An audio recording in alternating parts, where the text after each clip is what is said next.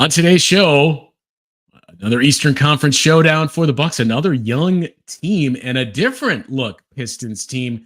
We break down the matchup in your game preview coming up on Locked On Bucks.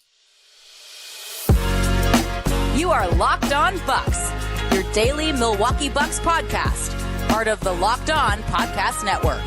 Your team every day. Davis, we thank you for making Locked On Bucks your first listen every day. We're free and available wherever you get your podcasts and on YouTube as part of the Locked On Podcast Network. Your team every day. Camille, we have another game here today with the Bucks and the Pistons. We got a lot of games this week as this is part of a back-to-back, which tells the story of the injury report, which we will get to in a second.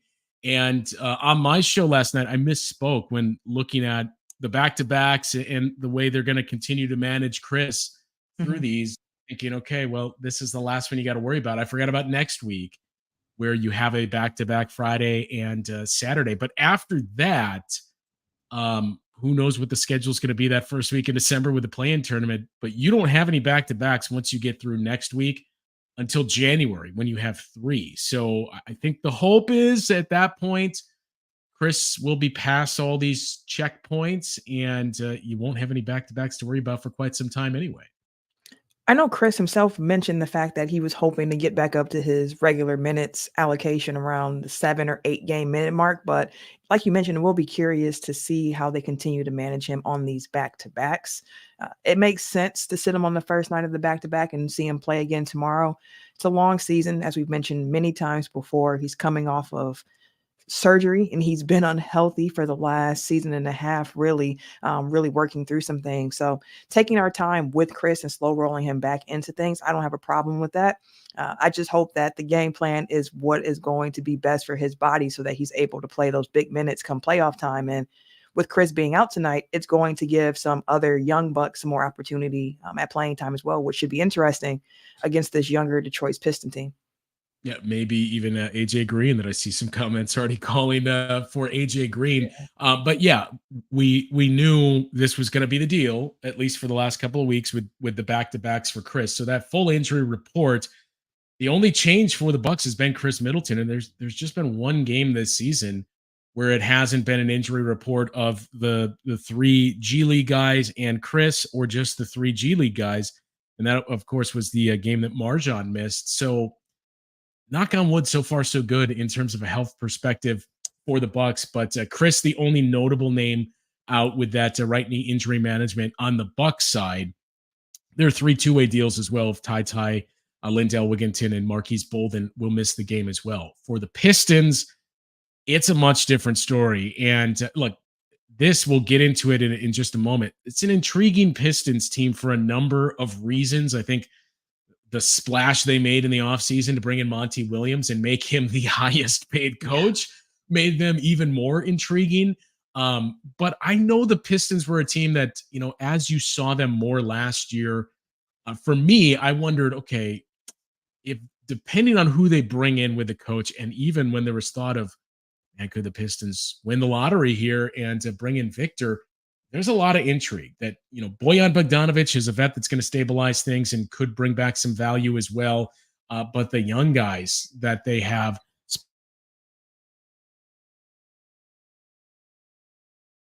this guy like Jalen Duren, who's started to pop off the page, there's a lot of intrigue there. So we'll get that out of the way.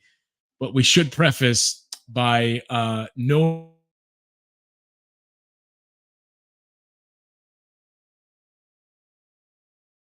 a guy who has been linked to the Bucks multiple times as recently as a season ago. He is out with a forearm contusion. Joe Harris is out with a right shoulder sprain. Jaden Ivey also out as he's dealing with an illness. Monte Morris is out with a quad strain. Isaiah Livers is out with an ankle sprain. And Jalen Duren, who I mentioned, who got off at least the first couple of games this season to a fantastic start as a rim running big, he's questionable with some ankle soreness. So it sounds as though that's going to be a game time decision. So we'll know more about that in about 5 hours from now. Long story short, a lot of names not going to see the floor tonight for the Pistons. Yeah, and that's unfortunate for the Pistons side of things, given the fact that, I mean, they're coming into this game on a 5-game losing streak as it is. It's been tough going for them, losing some games that I know that their fans and the team itself thought they should have won, especially that game in Portland, where they were up most of the game and ended up losing by 9 in the last minute. So not having Jalen Durlin, who was a big part of the fact that they were able to get off to that 2-2 start to begin the season, because he was playing like an amazing big. The rim protection was pretty good from him. You mentioned the rim running. His pairing with Cade has looked good. So now with all of these different injuries here with this Pistons team, and it's a Pistons team that, as you mentioned, is very young, new head coach. They've been having some spacing problems with Killian Hayes out there alongside Thompson with Cade. The shooting just hasn't been there. So now you're shrinking their bench and their rotation even more at this point. So it's going to be a lot more pressure on Cade to kind of right the ship with them. Cade Cunningham already has, I believe, the 6th highest usage rate in the NBA right now. He also is one of the NBA's turnover leaders. So it's going to be interesting to see how all of that combines while facing this Bucks team here with all the injuries they have, because it's already a high turnover team. And now we're going to see some guys getting more minutes than they have so far this season with all of these injuries. And we know the Bucks is a team that likes to try to create turnovers under Adrian Griffin now. So that dynamic is going to be really fascinating to watch. Yeah, and it brings us to, and I know there's a comment in there as well about the defense, which, both sides of the ball are going to continue to be a work in progress for the Bucks. We talked about that on our last show, but this, especially with the injuries, seems like the Knicks game in the sense that this is an offense you should start to get right against. The Pistons are in the middle of the pack offensively and defensively coming into the game. In terms of their rating, they're a team that plays at a slower pace. They do get into transition a decent amount, but this is nothing compared to what the Bucks have gone up against recently, in the bottom 10 in terms of the frequency that they're getting out in transition. And with some of those guys in the backcourt out, this seems like a golden opportunity for that defense to take another step forward. You would hope so. Like you mentioned, it's a great opportunity for them to do so. And this is a Pistons team that, I mean, they can hurt you in a few different ways, but it's going not to be exactly the same as what we saw, like with a Cam Thomas type of talent, where it's somebody who's going to be using their speed and really trying to get to some of those soft points in the drop covers there. Cade Cunningham is somebody who's going to try to facilitate, get to the middle of the floor. He moves at his own pace, which is perfectly fine. But what's going to be really interesting to me to look at too, thinking about defense, is just how much they sag off of some of these guys who haven't shown themselves to be shooters. The sample size is still small right now in the season, but I mentioned Killian Hayes, the Thompson twin that they have over there, haven't gotten off to great shooting starts to this season. So I'm curious as well to see just how much they play off and try to clog the lane against this Pistons team. And on the flip side of that, thinking about the Pistons defense, it'll be really curious to see how they try to match up with this Bucks team, especially for rolling out with a lot of size, without them having all the different injuries they have to their front court as well. I mean, the Pistons have injuries everywhere. It's not just their front court at this moment, but it'll be interesting to see how they try to keep up defensively with us as well. All right, so more on the defense, and one other area that the Bucks are really going to need to take a big step forward in when we come back, because I feel like we mentioned it quite a bit already this season. Defense, and the other one, no surprise, is rebounding. And again, to make the comparison to what we saw in that Knicks game, there was a couple of troubling things that you're certainly going to need to clean up. So how does that relate to this Pistons team? We'll dive into it after we fill you in on Prize Picks. So Prize Picks is the largest daily fantasy sports platform in North America. They're the easiest and most exciting way to play daily fantasy sports, just you against the numbers. So instead of battling thousands of other players, that includes pros and sharks, you pick more or less on the 2 to 6 player stat projections, and you watch as the winnings roll in. Basketball season's here. We all know that. You can pick combo projections across basketball and football from the Specials League, a league created specifically for combo projections that include 2 or more players from different sports or leagues. For example, you wanted to combine the Bucks and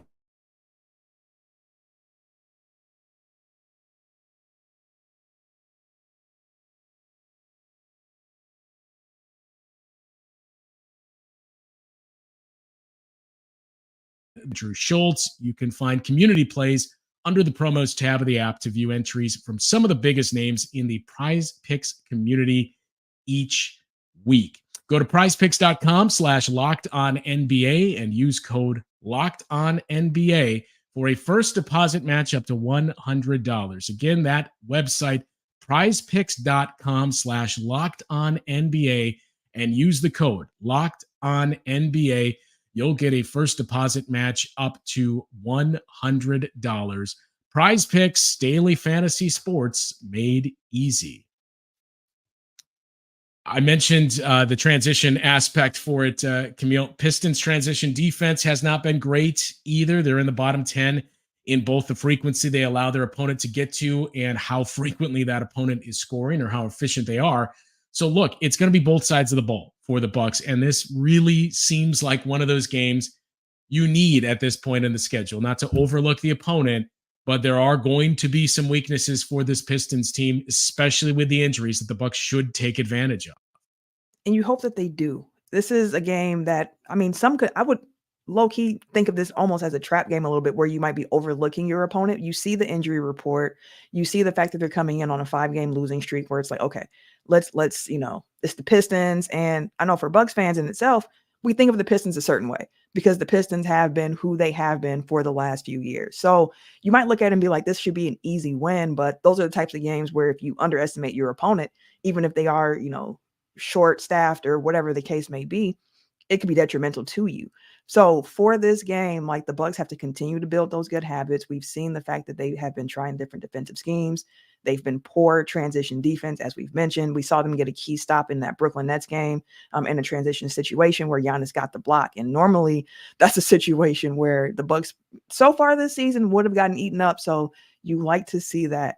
So it'll be interesting to see how that plays. In addition, it'll be interesting to me thinking about transition defense and everything.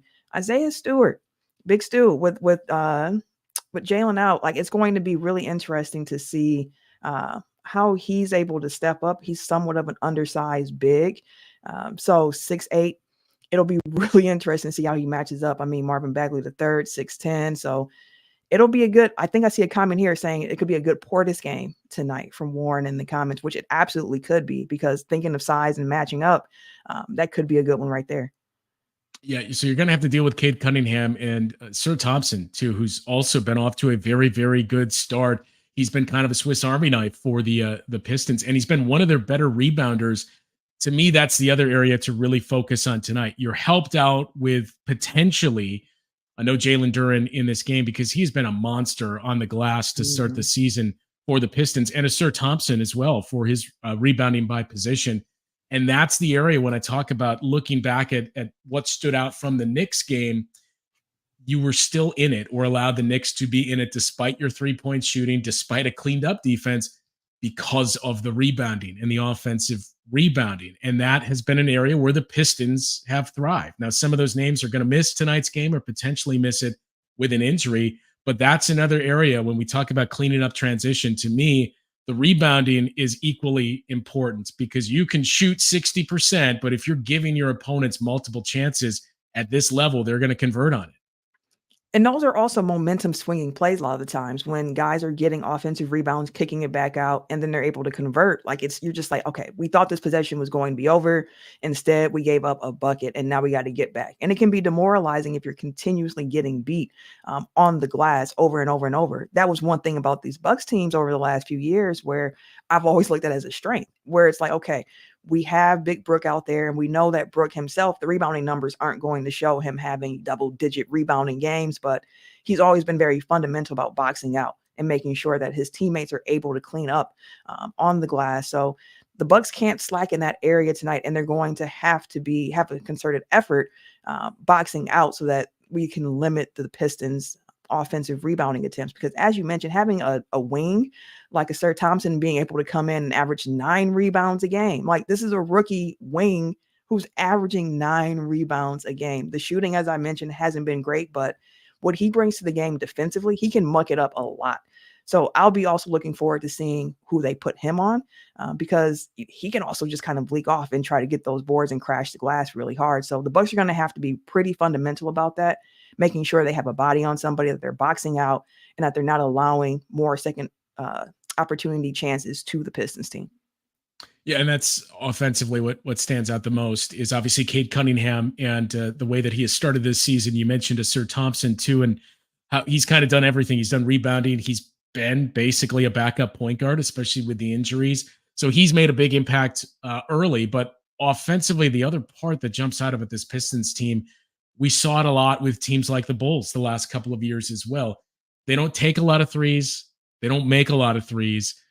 But when they do, they're good looks that they're getting, and they're still in the top 5 very early in their three-point shooting percentage. So they're very judicious about those looks that they get. But that's another positive in my mind in terms of things to help get this defense right is probably not as much emphasis in this game of rushing out and finding those guys on the perimeter, that this should be a game, again, not to overlook the opponent, where there's a lot of things you can say we took a step forward in. And you want to see it. You want to see it because we talk a lot for the game to game. I mean, we do this podcast every day. So we're talking about some of the same things, some of the same themes that we've seen early on in the season.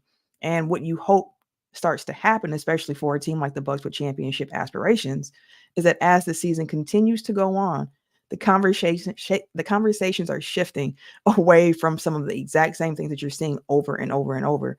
We don't want to be the basketball version of the Packers here, where it's like it's the same things ailing you every single game, and we're not seeing much progress that way. So to your point about how the Pistons match up with the Bucks, they give the Bucks an opportunity to really show improvement over some areas that have been question marks or lacking or not as good as we thought they might be at this point in the season as a team that we expect to be a contender. So again, not overlooking the opponent at all with the Pistons because they're young, play at their own pace. Cade Cunningham is a special talent, as we've seen, but where they have weaknesses, the Bucks should be able to overcome that with some perceived strengths of this team. Because, I mean, we mentioned turnovers, we mentioned rebounding, we mentioned transition. These are all areas here where, like, the Bucks should be able to do some damage. And it's one of those things you mentioned, the Packers, similar to that, too, if we saw the Lions have finally emerged as the team within the division. I'm not saying it's this year. It's going to happen eventually, especially with a guy like Cade Cunningham. The Pistons are no longer going to be that Pistons team that the Bucks have just routinely beat up on, especially the last 5 or 6 seasons. We'll get to some thoughts and what to look for in tonight's matchup, and especially touch a little bit more on, I see some of the comments about it, that Chris Haynes report or story about Giannis and Dame continuing to develop that chemistry. But first, I have to tell you some more about FanDuel here. Score early this NFL season with FanDuel. They are America's #1 sports book. And right now, new customers get $150 in bonus bets with any winning $5 money line bet. $150. It's all yours if your team wins. If you've been thinking about joining FanDuel, there is no better time to get in on the action. Their app is easy to use. You have a wide range of betting options, such as spreads, player props, over-unders, you name it, they've got it, and more. Visit FanDuel.com/lockedon and kick off the NFL season. FanDuel, official partner of the NFL. So some quick final thoughts and looking ahead to this matchup. I've already kind of stated I expect this, and maybe should temper those expectations with a new group, but I expect this to be a game where we see more steps forward for the Bucks on the defensive end of the floor. Rebounding and transition certainly are going to be key once again, and I think that's going to remain unchanged for probably the next couple of weeks until we see both of those start to get in a really good spot. But I think the other thing that people are certainly looking for, and especially within the comments, is I've seen a lot of when is Dame going to look like Dame or when is Giannis going to look like Giannis. We've seen those brief pockets of it.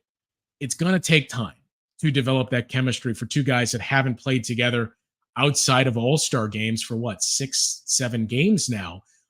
So it's going to continue to be a work in progress. But again, these are the types of teams, and especially with some front court injuries the Pistons are dealing with, where I would look for both of those to start to take a step forward. And I think we talked about yesterday too, Chris Haynes, an encouraging report too, not to say we would assume anything different, but that Dame and Giannis are putting in that work together outside of the court to develop that chemistry and go over some things they see. Yeah, and we've mentioned it before. It's not for lack of effort when it comes to this Bucks team. We know how Giannis is wired. He is somebody who lives, eats, and breathes basketball. He wants to be great at this. And Dame is somebody of that same cloth. And I say it all the time as kind of as a joke, but it's true. Like the NBA in real life is not like NBA 2K, where you can put somebody on a new team and you just start rolling right away. Like you have to develop some chemistry here. And although the fit between Giannis and Dame appears to be so clean because of their strengths and weaknesses and the way that they're able to stretch and stress out defenses because of their gravity, it is still a little bit clunky. They have to put in that time to work. Both guys had off seasons that weren't like their normal off seasons. Dame had the whole thing going on in Portland, where he's mentioned multiple times he wasn't able to get a lot of 5-on-5 playtime in. Like, so he's really ramping up now. Giannis had the knee surgery in the offseason, so he had to sit down and rest a little bit more than he's used to. So he's also playing himself into shape in a certain degree. And historically, Dame is somebody who has started the season off slowly. Like looking back at his numbers from last year, in November, he averaged 22.3 points on 53% true shooting. December, that went up to 29.2 points on 64% true shooting. January bumped up to 34.5 points on 70 or 67% true shooting. In February of last year, he was averaging 38.5 points on 69% true shooting. And I am not saying that I think that Dame is going to be averaging, 39 points or whatever the case may be, but it just goes to show that historically he does tend to start the season off a little bit slower. So while he's working himself into playing shape while also adjusting to playing with a whole new team in a different role, like his usage rate is lower than it has been in quite a few seasons, it's going to take time. So outside of knowing that these guys are putting in work and practice together, hearing that Chris Haynes report that they're also spending time with each other outside of practice, at one another's homes, going over film, having the conversations, it all fits. I mean, when Dame first arrived, Giannis popped up on him at the gym, and he didn't even know Giannis was going to appear. And he mentioned that he didn't even get his physicals done for hours until like early in the morning because him and Giannis are sitting there talking through strategy, talking through how they like to play the game. So it's not for lack of effort. What we see on the court about things being clunky or not working out the way we thought they might offensively. And it gives me some encouragement to hear how much time they're putting in on this. And I feel like we're going to see the results, coming soon.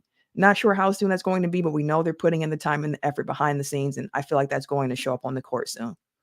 Yeah. And a couple of the comments that kind of piggyback off of that.